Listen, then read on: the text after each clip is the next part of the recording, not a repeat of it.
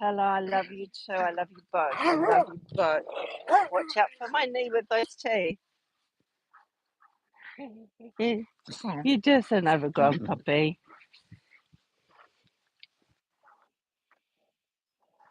Hello, puppy. I love you. I love you. I love you too. I love you too. Scratchy scratches. Yeah. Oh. Oh. Oh. Oh. Oh. Coming down yet?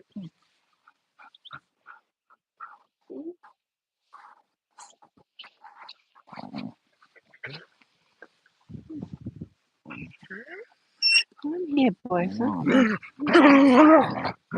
here, boys. I'm here. Riley wants to play. He wants to play, look.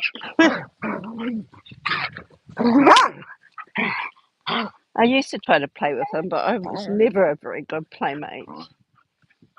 I should have put my snood on and neck warm. Forgot. Just make sure that the neck of this is up, so we just stop that breeze getting in the back of my neck. We need to give you a prune, don't we? Hey, your wool's too thick. Although on days like today, I bet you're happy for it. Feeling cold. Riley, please stop. Thank you, darling. Good boy. Hello, welcome. Happy Valentines. I'm just out here. The dogs are still getting used to me being outside. They're jumping all over me and doing what they do when they first come out. Excited to see me. And you're gone.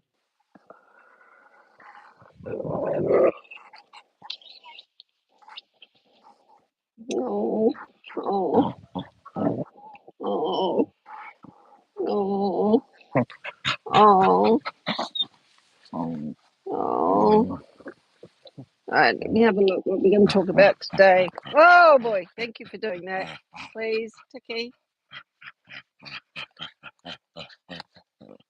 Please, Tiki.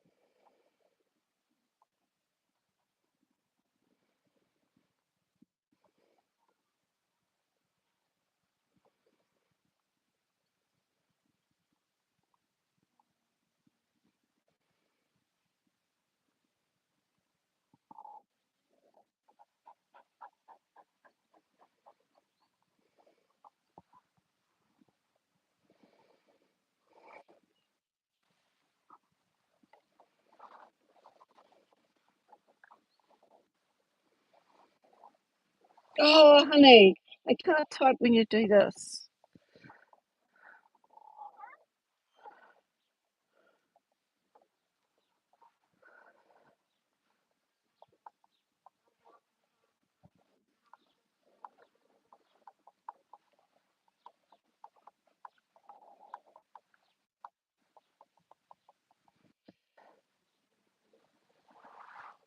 Hello, angels. Welcome.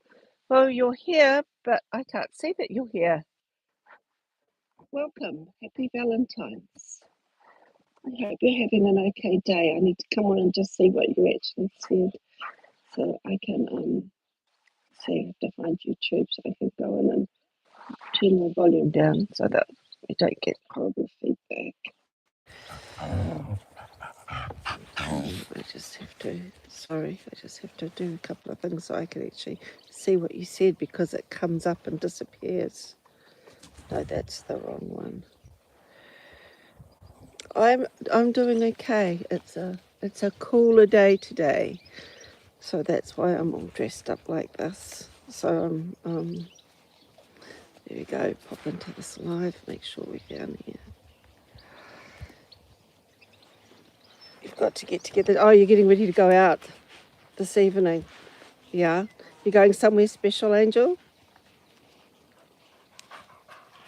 As I was saying, today's a little bit cooler, and it's so I've got my hat on and sitting out here trying to stay a little bit warm.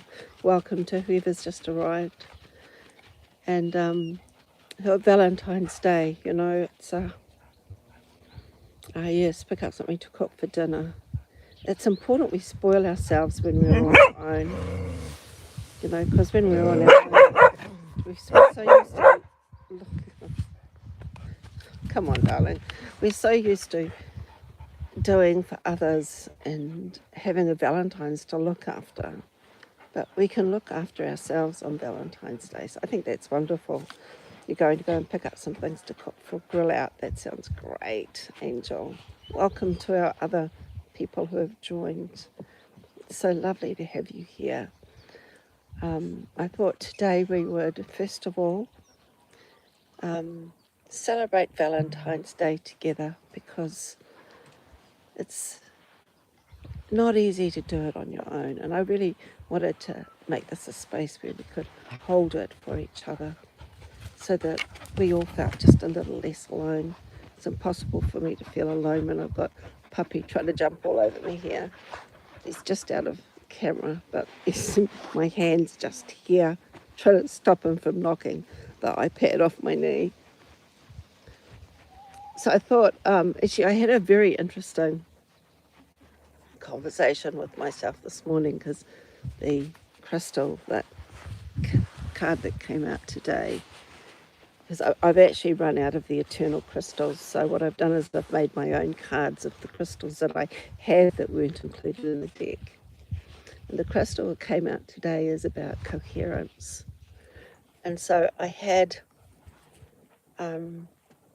a really nice little through line where I was remembering what it feels like to be in that place of oneness with everything. Like that moment that the preparation, the thing is, the preparation has to be there, right? You put everything in its place. It's like angels, you can't cook a beautiful meal if you haven't got first of all, you have to have the cooking skills, right?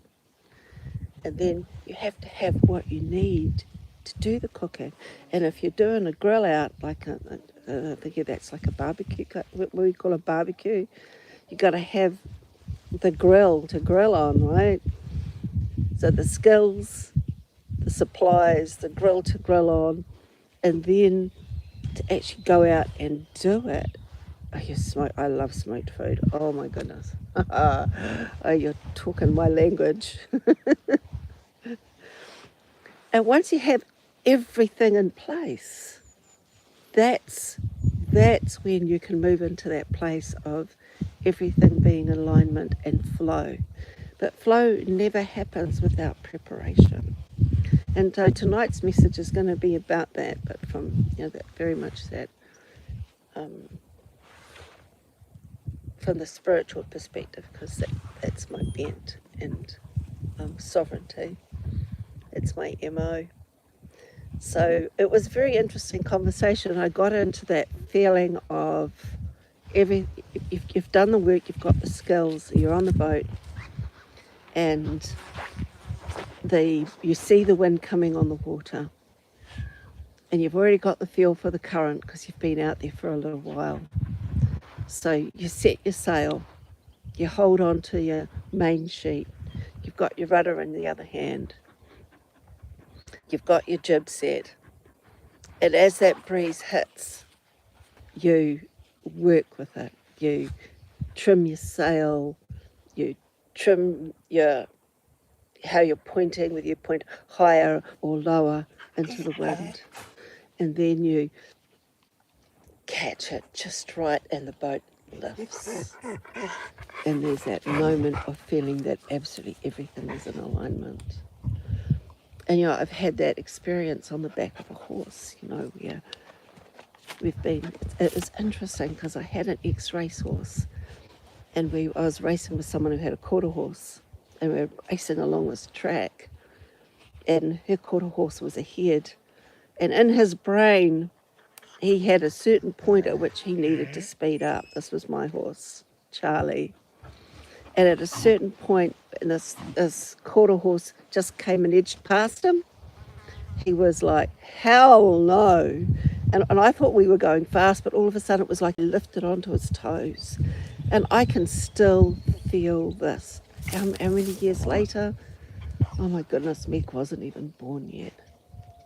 It was 1988. So you do the math.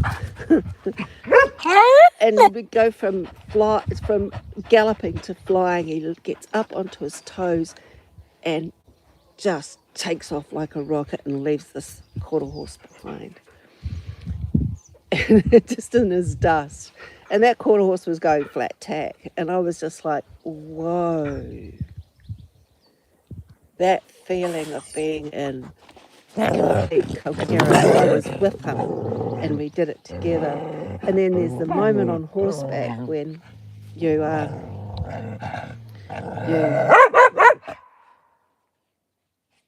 done the preparation, you've done the work, the horse knows the aids, and then all of a sudden everything just, the horse gets it, understands exactly what you want, and you give the aid without even thinking about it, and all of a sudden you and the horse are one, and you're just doing this beautiful movement. You're doing this perfect piaffe, and it's like, there's no words. There's no word that I can think of to explain it except oneness, coherence. So, applewood sounds good. Horses are incredibly magic. So those experiences, and I was trying to think of an experience that most people, because seriously, how many people have actually been out in a yacht and had that sensation? How many people have sat and trained a dressage horse and actually had that experience of everything just right? Even that experience of going from a full gallop to the next speed. Not many, and I was trying to think of the perfect example. I'm still working on that for today's message. But it was just interesting, just hashing through it, and that's where my mind's been this morning before I came in. So I haven't fully prepared for today's message. You don't cook on a stove. I love that, cooking on a fire. I love cooking on a fire. So, happy Valentine's Day. And I want to very quickly go through. I have a short framework here. So this last week we've been discussing a lot. We've always discussed about the divine feminine. But we've been, got a little note here. We've been exploring how fear shows up in our bodies as memory. Happy Valentine's, angels. And to our other two watchers. How it shows up as memory in our bodies. It as an inherited, we contract when we feel it, right? And fear is a place where our softness learned to have an armor. We learned to armor ourselves against the things that we were afraid of, against the world, really. And we've been talking about inviting breath, inviting safety, and inviting presence. Basically, thanks, Dickie. He's guarding me again. the message has been, you're not broken. What happens when we do that is our body is protecting us from what it sees as a threat, which is actually, it's primal, isn't it, really? It's an evolutionary thing. We still really just have men with bigger brains and faster horses. Speaking of faster horses, I used to be so in on the sailing thing, and I've just found out there's a massive crash yesterday in Auckland Harbour with these new racing yachts that are really just flying yachts. They're hardly boats once they're on their foils. They're not boats at all.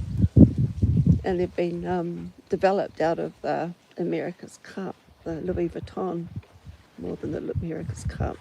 They're a bit stronger. But that whole, how did I get there? I don't know, my mind's off on all sorts of places right now. So we've really been talking about rebodying the traumatized soul, and I need to come back and see what you've just said, the angels.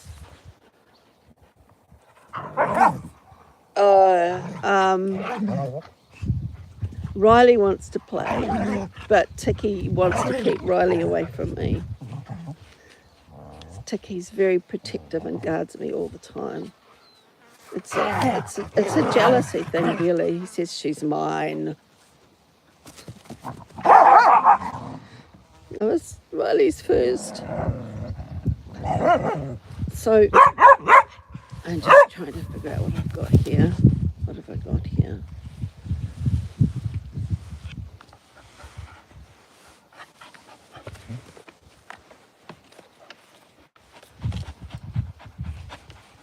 You know, when we feel that fear, we get that sort of talking about that contraction.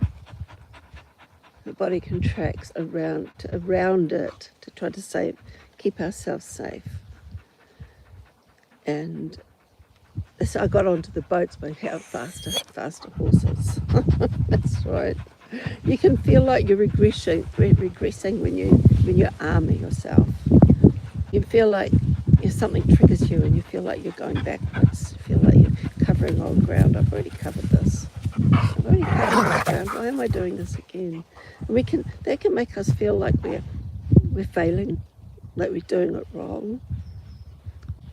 And whether we even feel like we're doing it wrong from a maturity, emotional perspective, or a spiritual perspective, it really is. This doesn't matter, because it's that feeling that we're doing something wrong, that it's undermining.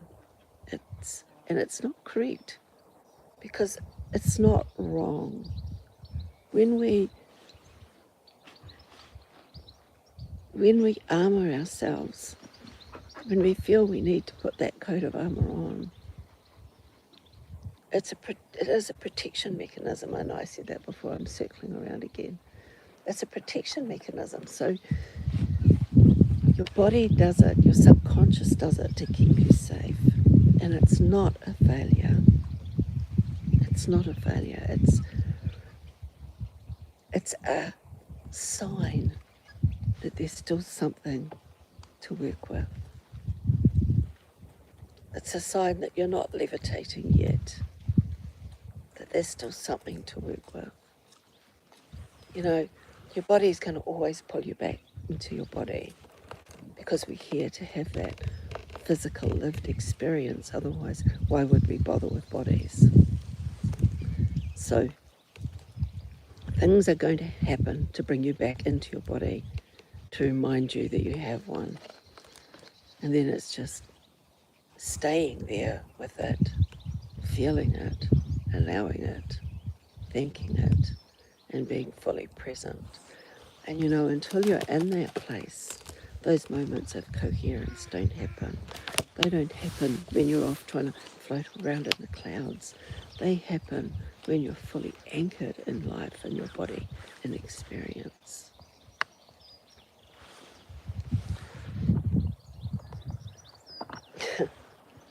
talk to the feminine here. I've just got little notes here to follow, just so that I don't just go totally ramble for an hour and we get a little bit of a coherence to the live. We can go off on another tangent if we have to, but to chat about something that someone who's watching would like to chat, like you angels.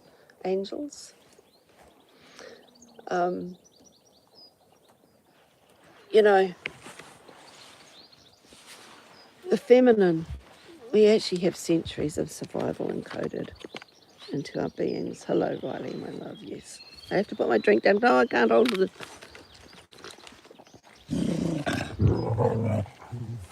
Oh, damn. He missed the opportunity because I just picked up my coffee mug. It has coffee in it. We have centuries of survival encoded, and it's not just women, it's the feminine, because, you know, it really kicked in hard in the burning times when people who were different were persecuted, and it wasn't just women, it was men as well. You know, there were not as many wizards, male witches, as women, but still people who were different, people who didn't belong. I don't know if that's bothering. I'm just going to wipe that clean. So we have centuries of survival encoded into our energetic fields. It's almost like it's sitting in our DNA, waiting to be triggered. And when we feel that version of fear and contraction, it's often just our nervous system saying, is it safe yet? Is it safe? It's almost like it's asking you to check, is it safe? So, you know, you might feel a frisson of fear when everyone else outside starts whistling. Even if you are legal, right? You'll feel that frisson of fear because the whistles are telling you that something is happening that could be dangerous to someone around you. But it's that, am I safe now? Am I safe? Is it safe? Are the people I love safe?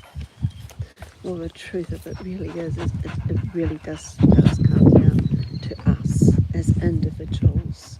We care about the people that we love, but we can't protect the people that we love from life. The only person that we can ever work with is ourselves. We can love them, we can hold them physically, energetically, but we can't direct their lives. We can't control them in any way. And if we don't have control over something, it's difficult for us to stop when it's someone that we love, or someone that we love, someone that we care about. You know, that doesn't have to be someone that we hate, someone in a relationship. Sorry, the dogs are fighting at my feet. Please move away, boys. It could just be someone in the community you care deeply for. You know, love wears many cloaks. When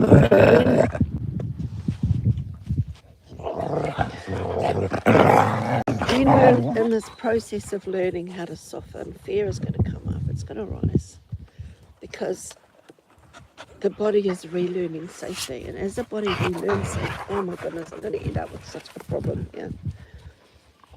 As the body starts to relearn safely, our nervous system allows these things to rise. So that we can release them and become more whole. I hope that's not too loud. Don't work with children and animals, that's what they say, isn't it?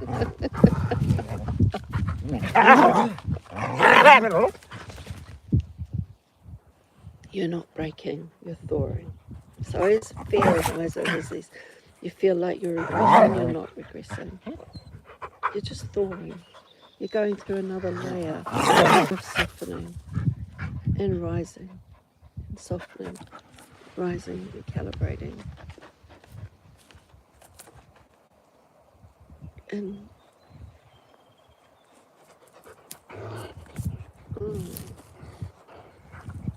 and we have, many of us are here today to actually bring, many of us have come to the planet at this time to actually bring hope, to heal a lot of the ancestral trauma. Sorry, I just have so much trouble with these kids at my feet this morning.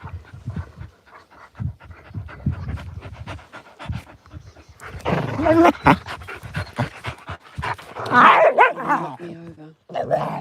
Just have to check and see if you said anything lately, Angel. Okay.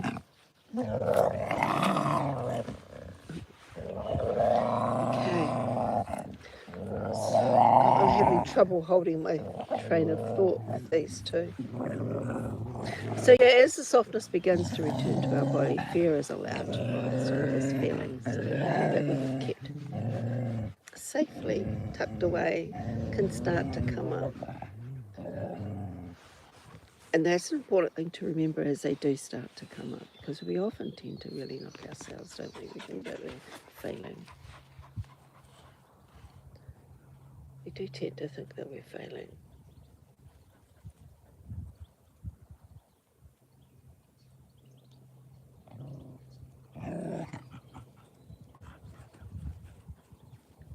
Sometimes fears are based in reality. Like, I have a fear that the dogs are going to knock the iPad off my knee and it'll go flying and break in the middle of a live, or that they're going to knock me hard enough that my drink is going to go all over my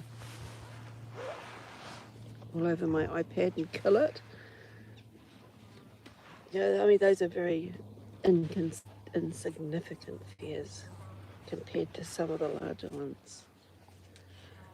Like when something monumental happens.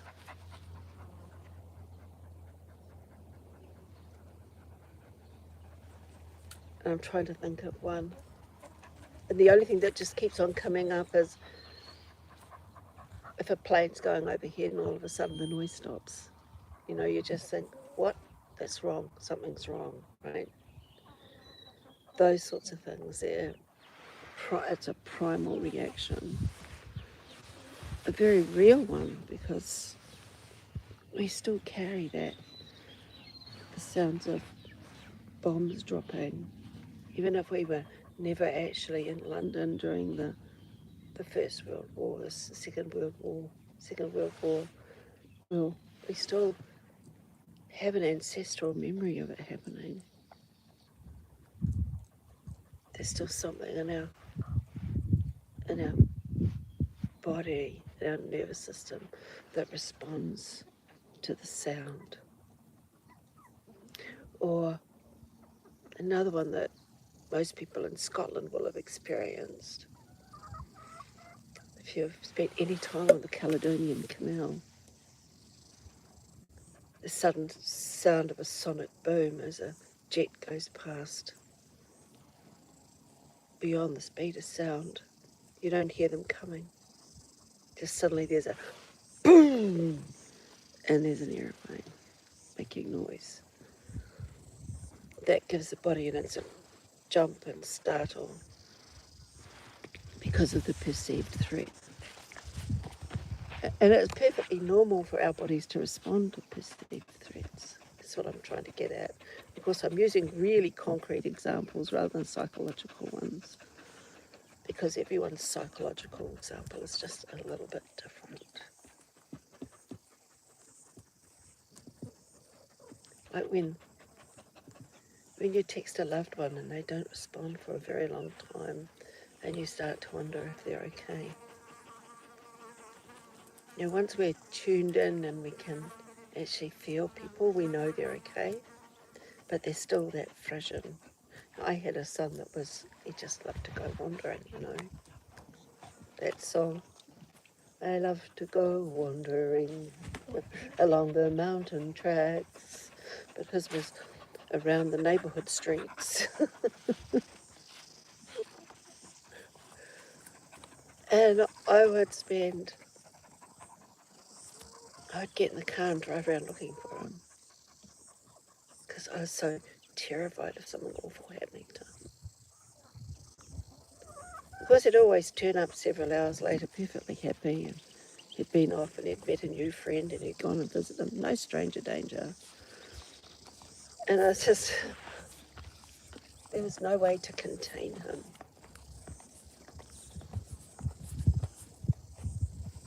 without destroying his spirit. So I just died a little bit inside every time it happened. Ring my mother, is he right at yours?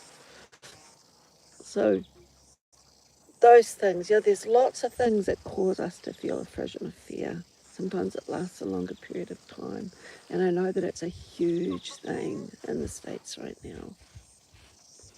Although I hear that ISIS pulled out of Minneapolis, which is out of Minnesota, which is fantastic news, but just means they're going somewhere else. It's just been far too much happening there in that city. There's been far too much fear, pain, sadness, grief that's affected the whole country and the whole planet.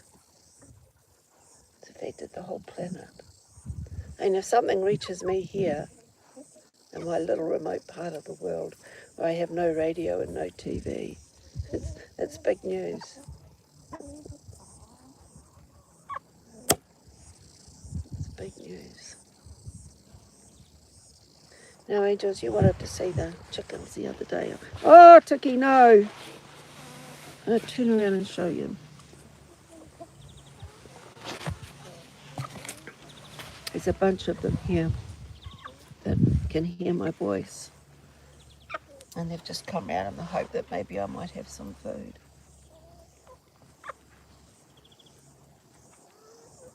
They're quiet at the moment. They're hunting for bugs and eating little bits of grass. They eat the grass. So we've actually got some roosters in here. That the white one closest is a hen, but behind her the white one is a rooster. He's got the curvy tail. Behind him is a black and silver rooster. And then we've got a couple of grey-brown hens with a red rooster behind, and then a brown hen right at the back. And over here, just coming into view, there's another hen. That red rooster, he's a little terror. He's a good doer. He stays up until after dark, but he stays up so he can steal everyone else's food. It's interesting if you see them interact with the hens. Here's an aside. Because the hens actually decide whether they like the rooster or not. And a rooster will go up to a hen and he'll start showing her there's food here, and he'll talk to her and call her over to have a look. But they're not doing it at the moment. They're just looking after themselves. In springtime it happens a lot, because in springtime the roosters are thinking about making babies.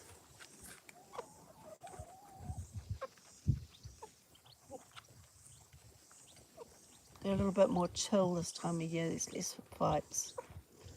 In spring the roosters fight constantly. Hey, Tiki. Hey, baby boy. Yeah. Last week I wanted to see them and they weren't here. I have to just check and see whether you've got... Yeah. Okay.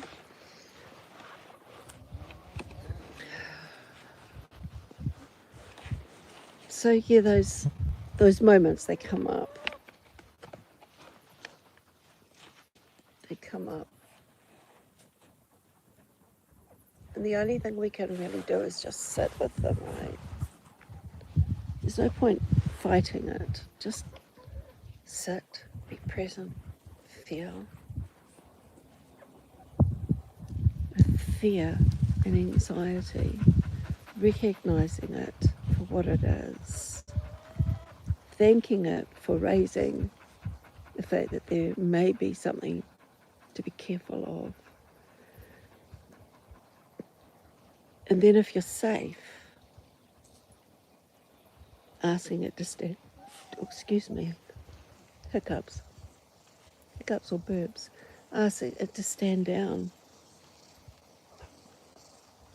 I said to stand down. Thank you for showing me that there was a potential threat. I can tell that everything is safe now. I'm safe. My body is safe. I have my protections up. Thank you for letting me know you can stand down now. Speak to it like it's a person, because it is, it's you. Just another part of you.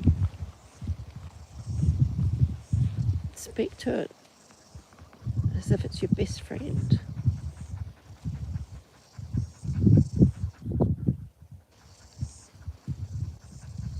Speak to your fear like it's your best friend, saying that they're scared. Give yourself that love that you'd give to somebody else. We're terrible at that. We're terrible at giving ourselves the love that we give so freely to the rest of the world. But learning to love yourself, actually really giving yourself that same grace that you give to others,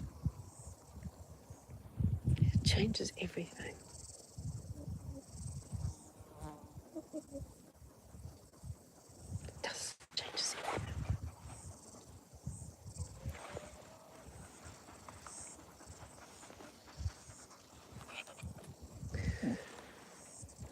And this seems like a non sequitur, but it really is a part of it.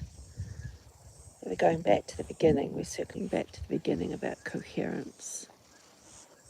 And the Heart Math Institute and heart coherence. And coherence is a little bit of a buzzword, but it hasn't worn itself out yet. Thank goodness. Because there's nothing that really compares to the word for what I'm trying to express. But coherence comes from safety, not force. And a few of our messages this week have been about pushing through, forcing. And one of the soapboxes I stand on is anti-hustle culture. I do not like hustle culture. I don't believe that hustle is the way to enlightenment.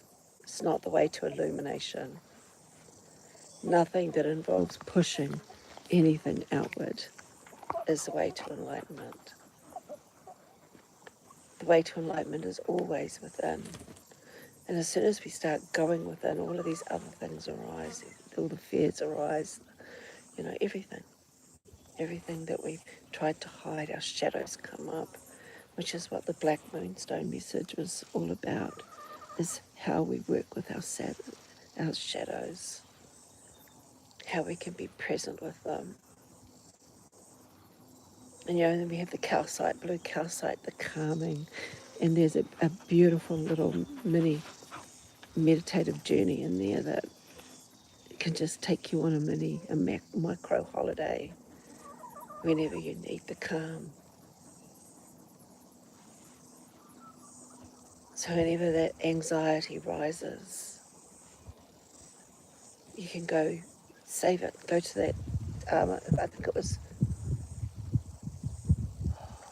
I've marked it, and I've marked it in a comment or in the description, the point at which the video goes in. It's either 3 minutes something or 6 minutes something, but they actually start the micro journey, micro holiday,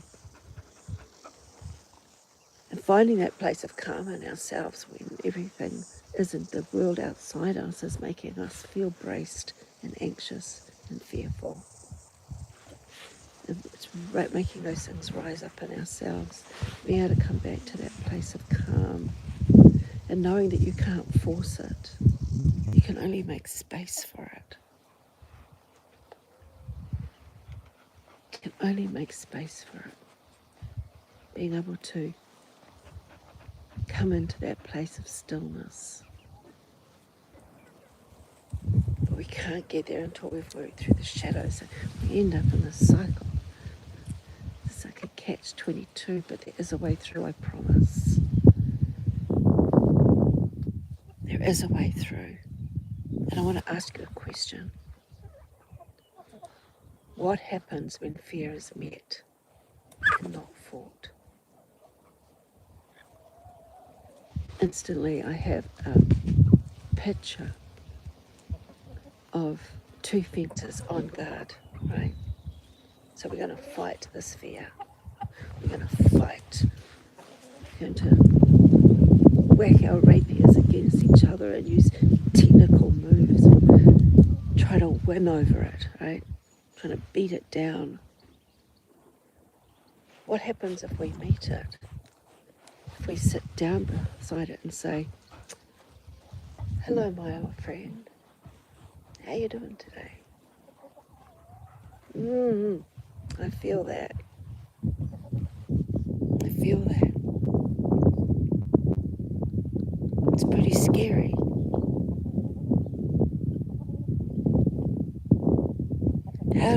How does that feel in your body? Where do you feel it?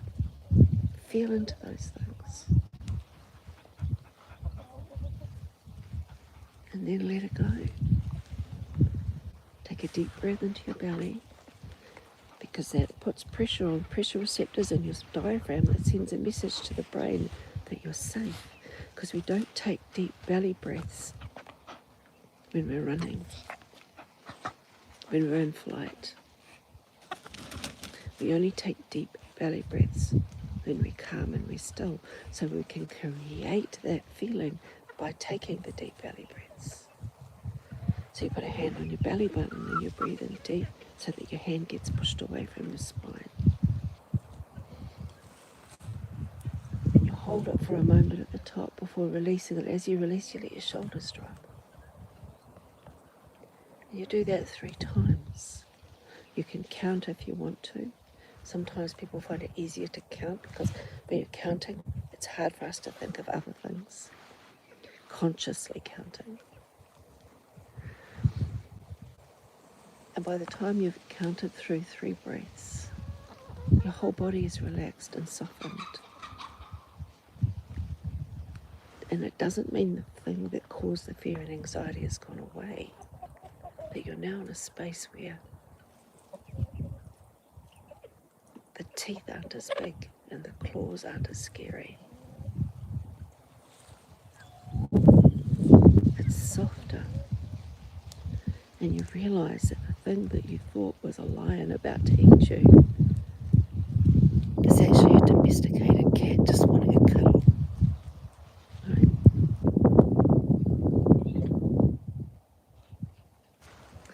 My spirit team comes up with some of the most amazing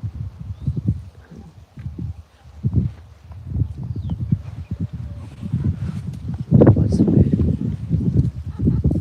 It's not quite parables. Similes?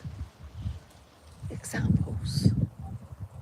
The imagery they show me is just really cool to help me explain things. Coherence comes from safety, not force. Hope that wind's not bothering you. Coherence comes from safety, not force. Yeah, we live in a world where force has been the way. Right? My watch is telling me it's time to stand. We live in a world, a society where the only way you're successful is through force.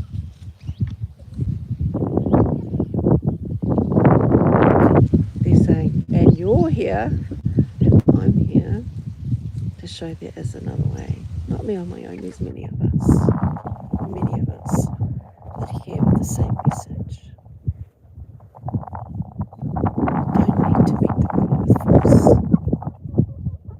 to meet force with force.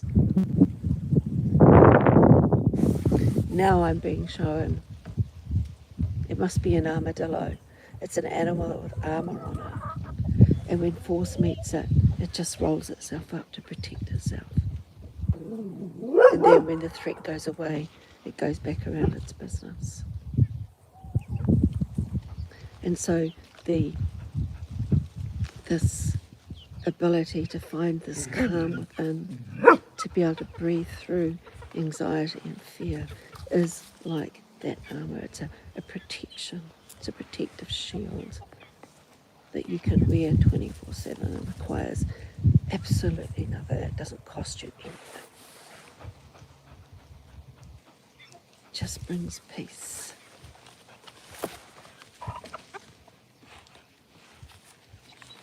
And it doesn't mean that you're not strong.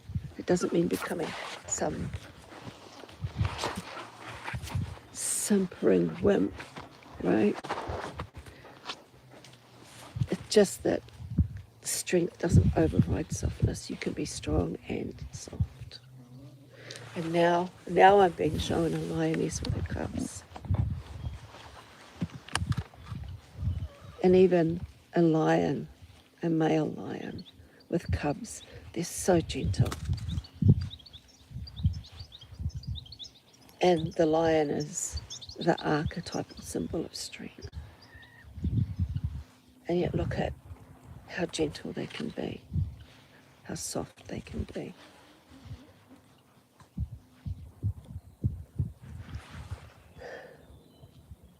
This brings us to a place where our power is embodied. It's not defended and it's not projected. It's embodied.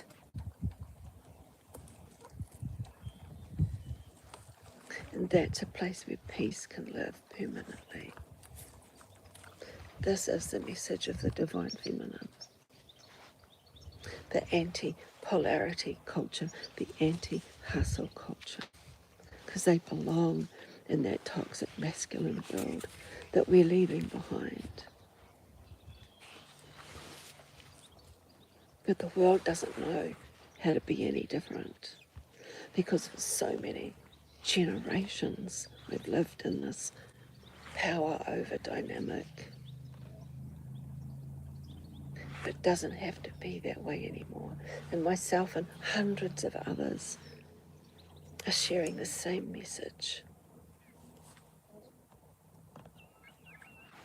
Power that is embodied, not defended, is strength with softness.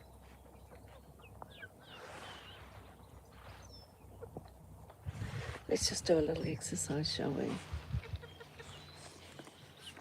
If you can, sit down, lie down, just make sure you stand up, make sure your spine is straight.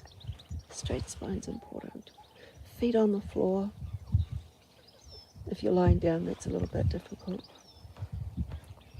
But you could bend your knees and have your feet against the whatever it is you're lying on and envisage it as the floor, like you're lying on the earth. Place a hand on your heart and let's just take a slow inhale together. Deep into your belly.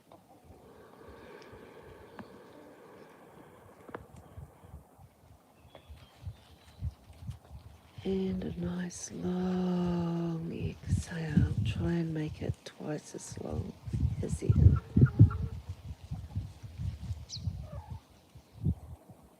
Let's just do that again. We'll do it 3 times. Let's really get our bodies back into coherence. Let's breathe in again.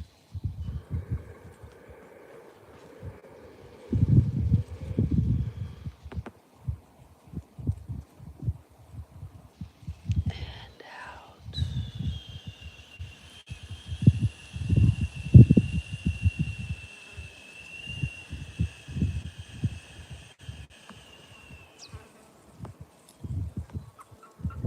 Feel your energy dropping down your spine into your backside, down your legs into your feet if you're standing. And we'll do one more. Breathe in.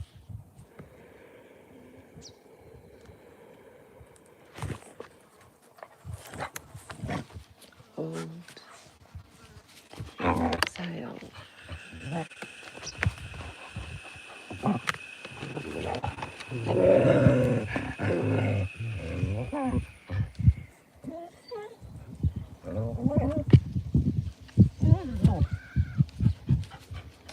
Let your body know it's safe in this moment, right here, right now.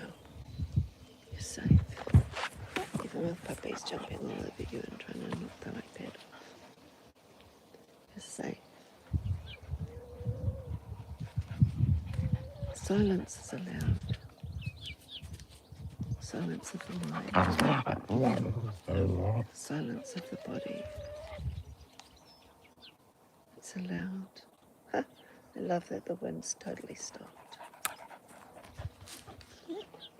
This is where your field doesn't work. Your energy field.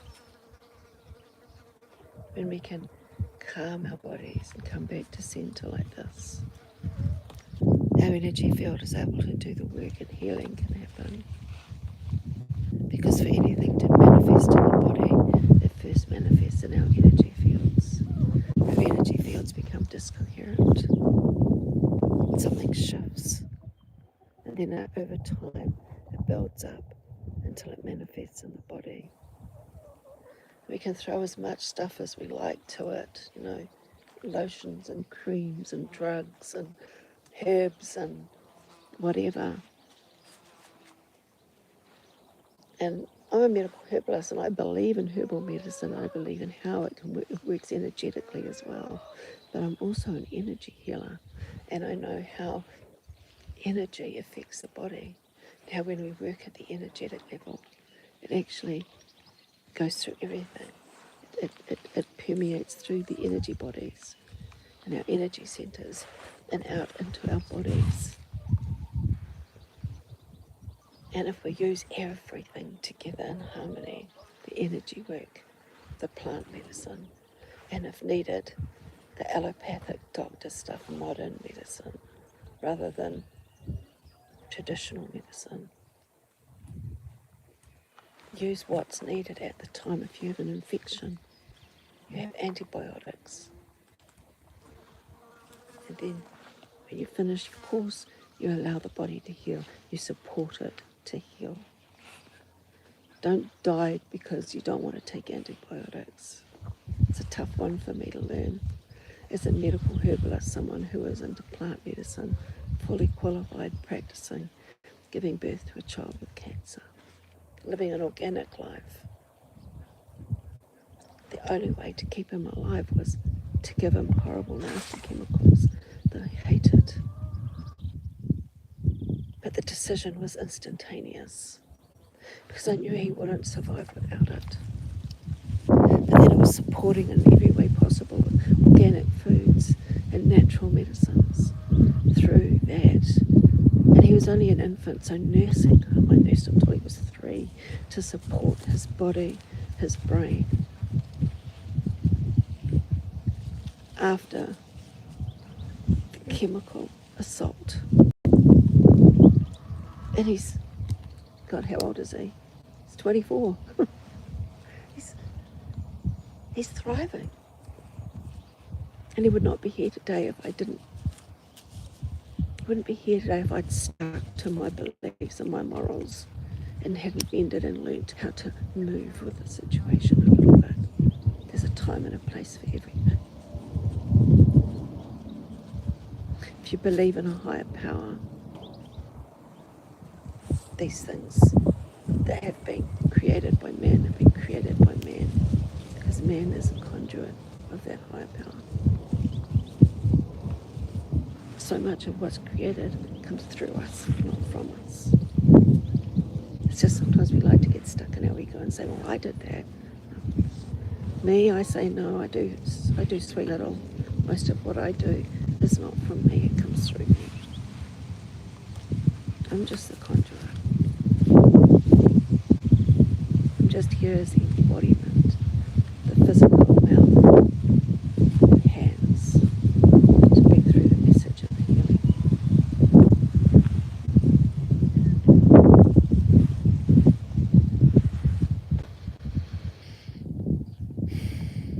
on this Valentine's Day,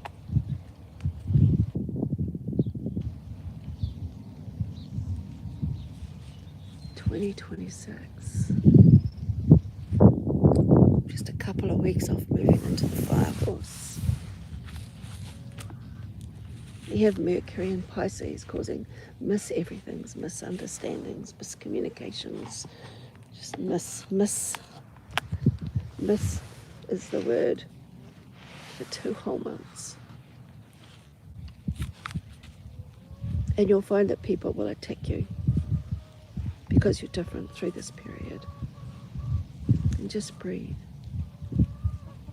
Remember that nothing they say is true because you know who you are. You know who you are. Hold on to that truth.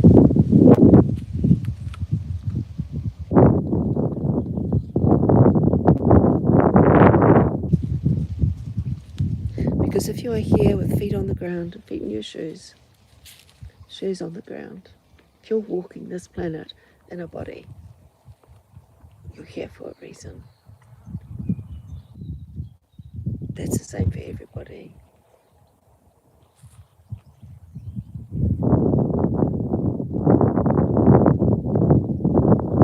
Even the NPCs. They're here for a reason.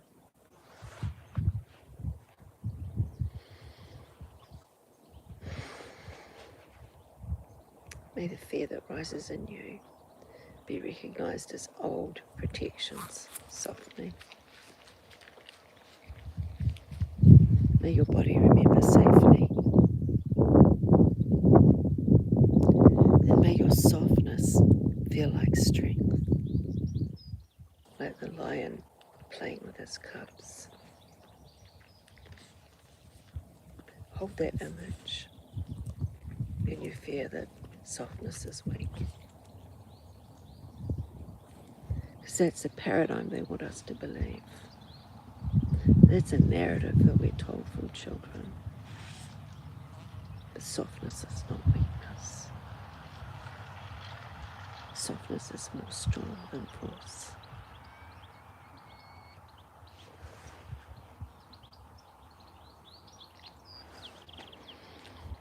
Thank you for joining me.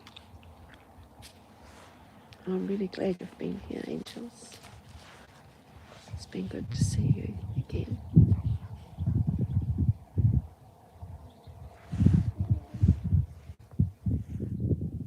It's been good to see you again.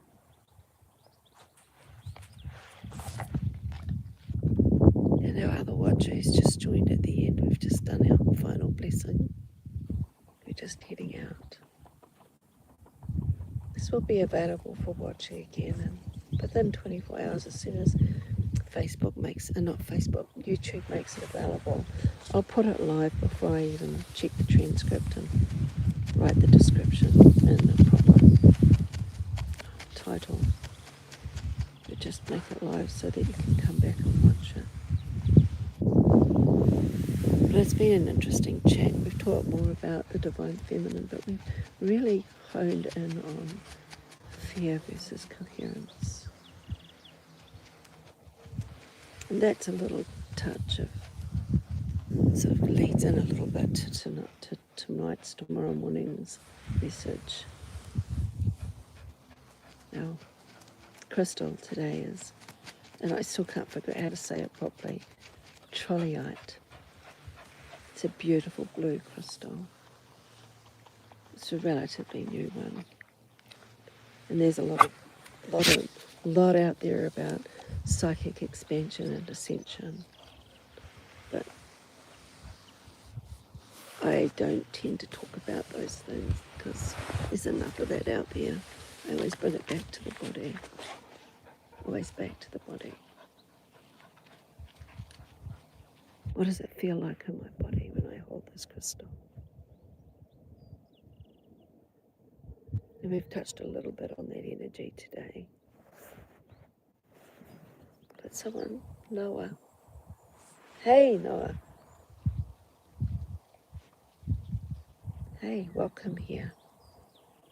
Thank you for joining us, even if it is right at the end.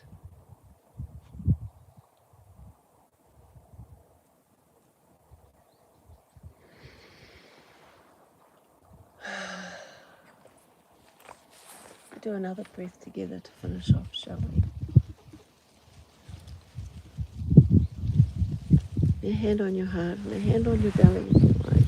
Because when we put a hand on our belly when we breathe in,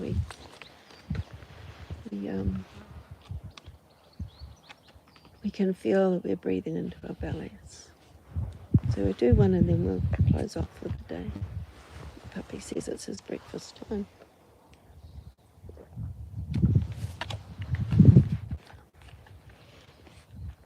Nice deep breath into your belly.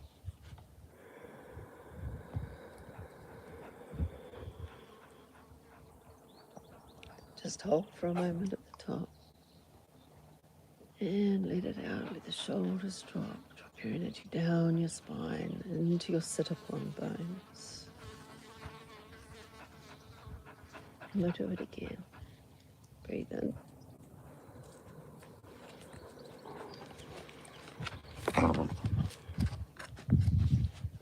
Hold at the top.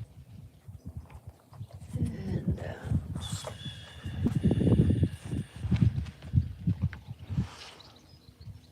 May you feel that calm descend upon you, like a cloak, like a mantle of peace. Carry this feeling with you for the rest of the day. May you enjoy your meal tonight. Whether you're spending Valentines on your own or with someone that you love.